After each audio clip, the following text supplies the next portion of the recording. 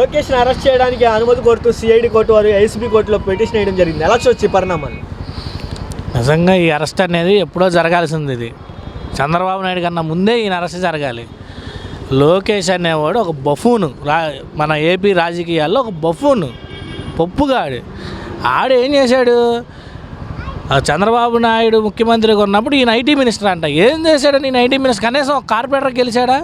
ఈయన మినిస్టర్ని అడ్డుపెట్టుకొని ఒకప్పుడేమో హైదరాబాద్లో డేటా చోరీ చేశాడు.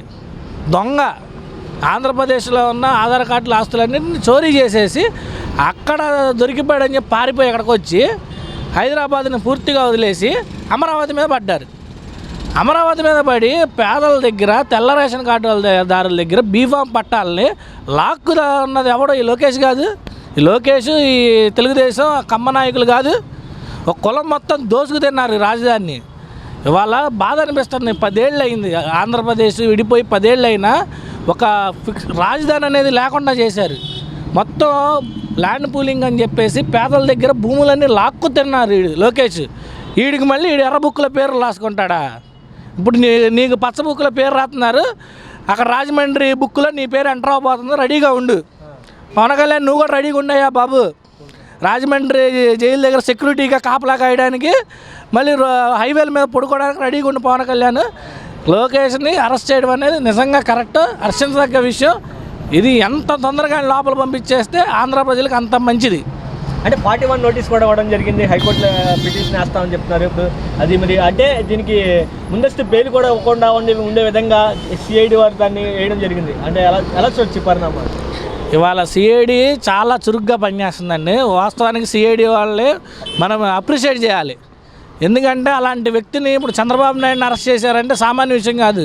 ఆ రోజు రాజశేఖర రెడ్డి వీళ్ళు కూడా చేయలేకపోయారు ఆ పని.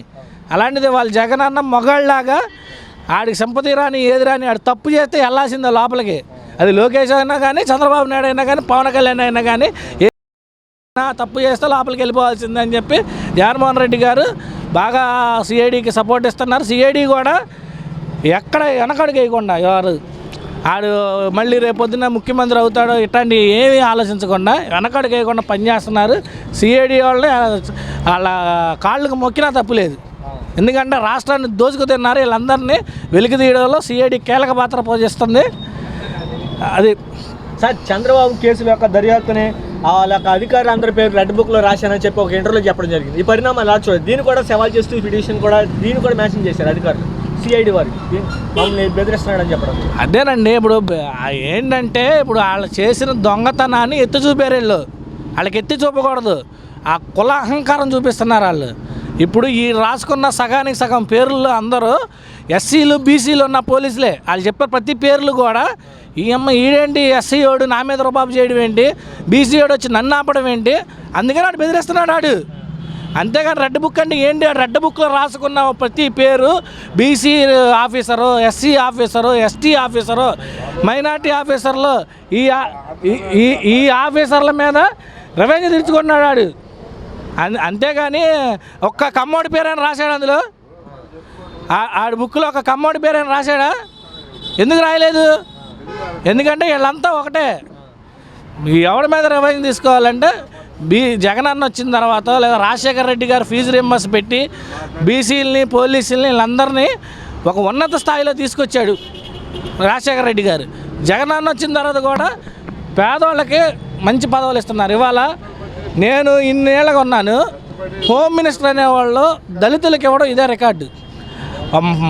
లాస్ట్ టైం చేసిన సుచరితమ్మ కానీ, మొన్న చేసిన తానేత అనిత గారు కానీ దళితులకు ఇచ్చారు. మాదిగలకు హోమ్ మినిస్టర్ ఇచ్చాడు జగనన్న. వీళ్ళకి ఏంటంటే వీళ్ళందరినీ ఉన్న స్థాయిలో కూర్చోబెట్టడం ఇష్టం లేదు. వీడికి ఎంతసేపు వీళ్ళు ఉండాలి కాబట్టి ఈ రెడ్ బుక్లో రాసిన పేర్లన్నీ వీళ్ళే. ఇన్ని రోజులు పాదయాత్ర చేశాడు. ఒక బుక్ పెట్టుకొని ప్రజల సమస్యలు రాసుకున్నావారా నువ్వు? ప్రజల సమస్యలు ఇదిగో ఈ బుక్లో నేను ఈ ప్రజల సమస్యలు రాసుకున్నా, నేను అధికారంలోకి వచ్చాక ఈ సమస్య తీరుతాను చెప్పమానండి, చెప్పడు. కానీ అధికారులను భయపెడుతున్నాడు, ప్రజలను భయపెడుతున్నాడు.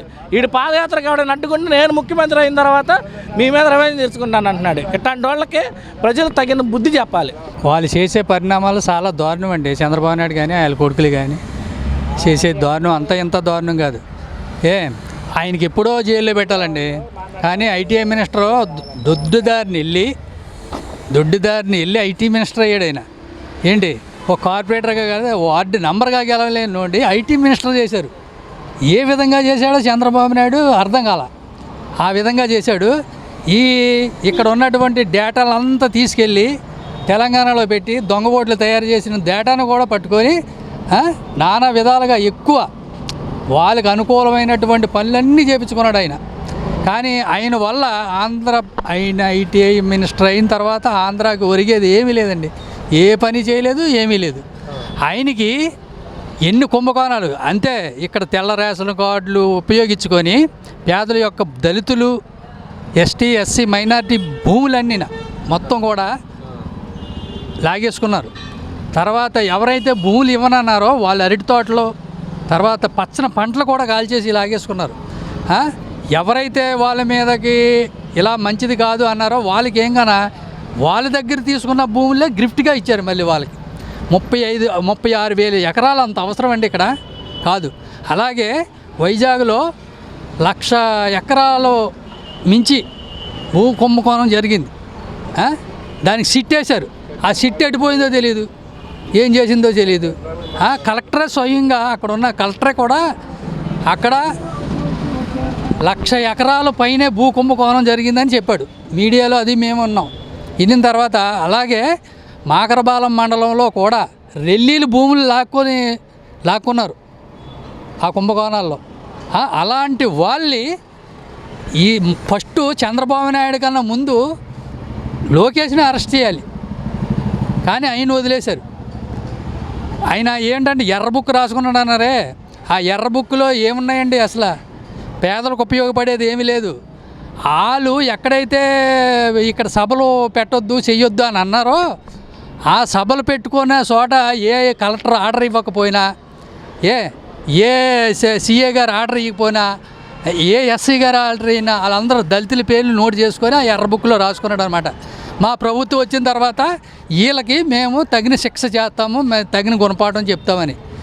అది జగన్మోహన్ రెడ్డి గారి గురించి రాసింది కాదు.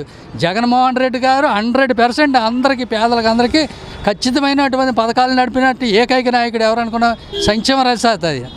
అలాంటిది వీళ్ళ తల్లి కానీ తండ్రి కానీ అలా చేయలేదు. మేనిఫెస్టోలో పెట్టిన ఏ పని కూడా నెరవేర్చలేదు. ఆయనకి బయట లేకుండా అరెస్ట్ చేసి లోపల పెట్టాలండి. లోపల పెడితేనే బుద్ధి వస్తుంది వాళ్ళకి. ఇప్పుడు ఈయనున్నాడు, వాళ్ళ తండ్రి రాజమండ్రి జైల్లో పెట్టిన వెంటనే కోట్లు ఖర్చు పెట్టి ఏంటి లాయర్లకు కోట్లు ఖర్చు పెట్టి బయటికి తీసుకురావడానికి బోల్డ్ డబ్బు ఖర్చు. అదే డబ్బుని ప్రజలకి పడేలా చేస్తే ఎంత బాగుండేదండి అసలు. అంత విధంగా తయారు చేశారు. ఆయన లోకేష్ అన్న ఆయనకి వాళ్ళ తండ్రి చచ్చిపోతే పవన్ కళ్యాణ్ గారు వెళ్ళి రోడ్డు మీద పడుకొని ధర్నా చేశాడు. మరి ఈయన లోకేష్ గారికి అరెస్ట్ చేస్తే మరి ఏం చేస్తాడో, గుండీలు ఓడబెట్టుకొని మొత్తం చేసుకొని జనసేన వాళ్ళందరూ వెళ్ళి రోడ్డు మీద లేకపోతే ఒక జైలు ముందు ధర్నాలు చేస్తారో చూడాలి. అది సార్ ఇప్పుడు మరి అంటే దీంట్లో కూడా మ్యాచింగ్ చేశారు సిఐడి వాళ్ళు. అంటే రెడ్ బుక్లో మామూలు బెదరిస్తున్నాడు అని చెప్పి, అలాగే చంద్రబాబు నాయుడు అరెస్ట్ చేసి దర్యాప్తు చేసినటువంటి ఏ ఒక్క అధికారిని వదలని చెప్పడం, కొన్ని మీడియాలకి ఒక ఇంటర్వ్యూలో కూడా చెప్పడం జరుగుతుంది. లోకేష్ ఎలా చెప్పారు? నిజంగా చెప్పాను కదండి. ఇప్పుడు వాళ్ళ పేర్లే రాసుకున్నారు. సిఐడి వాళ్ళకి వాళ్ళ నాన్నగారికి ఎవరెవరు ఏమన్నారో, అక్కడ జైలర్లు ఏమన్నారో, ఆయనకు ఆ టైంలో కళ్ళు బాగోలేదు, నాకు శర్మయాదులు వచ్చాయి అని చెప్పి వాళ్ళకి సరైనటువంటి రిపోర్ట్లు అయ్యి చేయకపోయినా వాళ్ళ పేర్లన్నీ ఆ రెడ్ బుక్లో రాసుకున్నాడు ఆయన.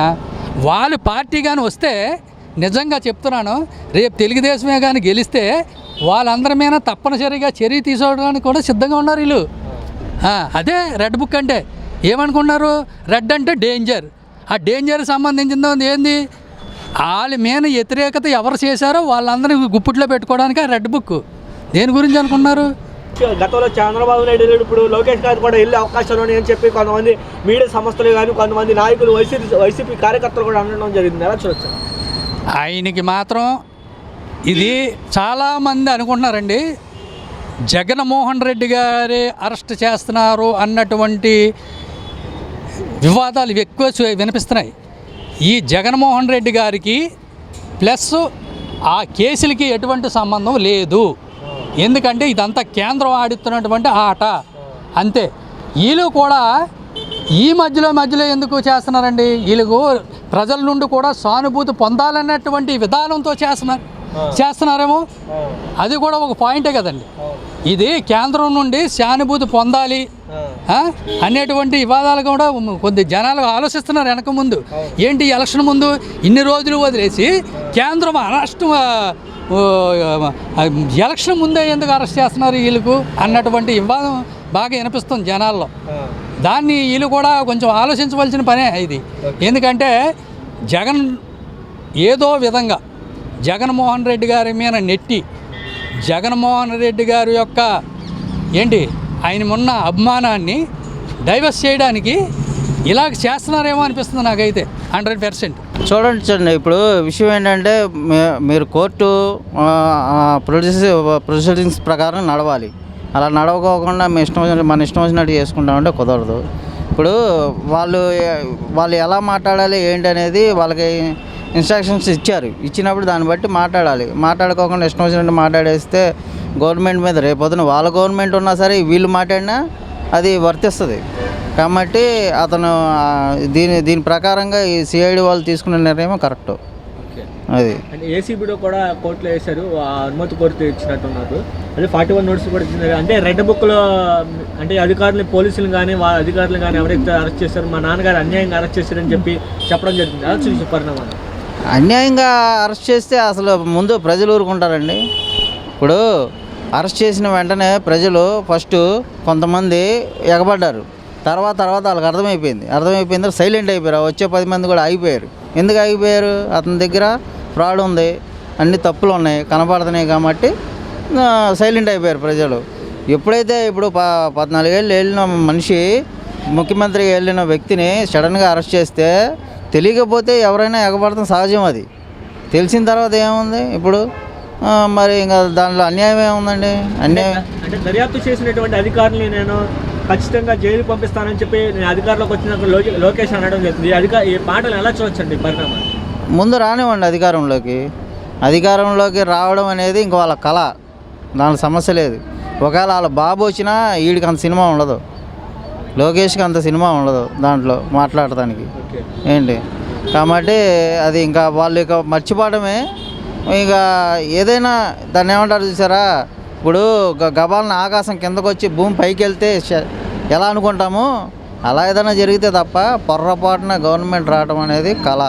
అంటే రెడ్ బుక్ పేరుతో చేస్తున్నటువంటి ప్రసంగాలను కానీ ప్రకటనలు కానీ సీరియస్గా తీసుకోవాలని చెప్పి ఏసీ బుక్ కోర్టుకి సిఐడి వారు చెప్పడం జరుగుతుంది. తప్పలేదండి. ఆయన దగ్గర రెడ్ బుక్ ఉంది కదా అని ఎవడి మీద పడితే వాడి మీద రాసుకుంటూ పోతే అది కాదుగా. ఆయన రాసుకొని ఆయన ఇంట్లో పెట్టుకోమనండి.